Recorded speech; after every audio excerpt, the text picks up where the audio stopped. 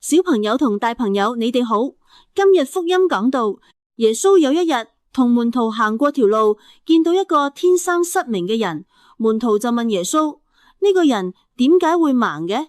係佢自己犯咗罪，定係佢父母犯咗罪？耶穌就話：唔係佢犯咗罪，亦都唔係佢父母犯咗罪，而係要喺佢身上顯示天主嘅工作。之後耶穌吐咗啲唾沫喺地上，用泥整咗啲泥膏抹喺盲人嘅眼睛上，然後叫佢去史羅亞池洗一洗。嗰個人就照做，去到池邊洗完之後，竟然睇得見啦。啲鄰居見到佢就好驚訝，呢個唔係成日坐喺度乞食嗰個盲人咩？有人話係，有人話唔係。嗰個人就話：我就係嗰個人。之後法利賽人就調查呢件事。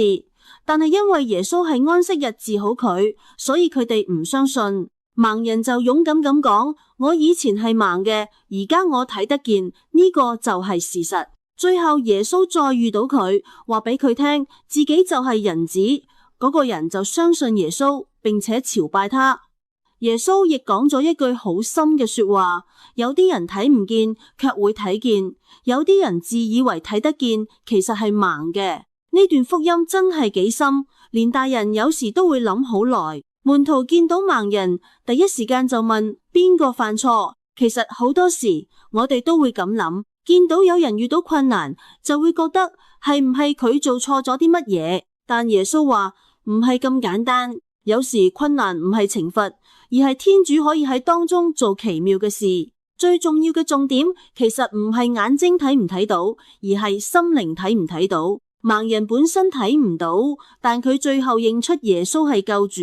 反而有啲法利賽人明明睇到奇蹟，但因為心硬，所以反而睇唔到天主嘅工作。所以耶穌想教我哋，真正嘅光唔只係眼睛，而係信德。我哋今日可以問自己一個問題：我哋有冇好似福音入面嘅法利賽人咁，以為自己好清楚，但其實唔願意聽天主？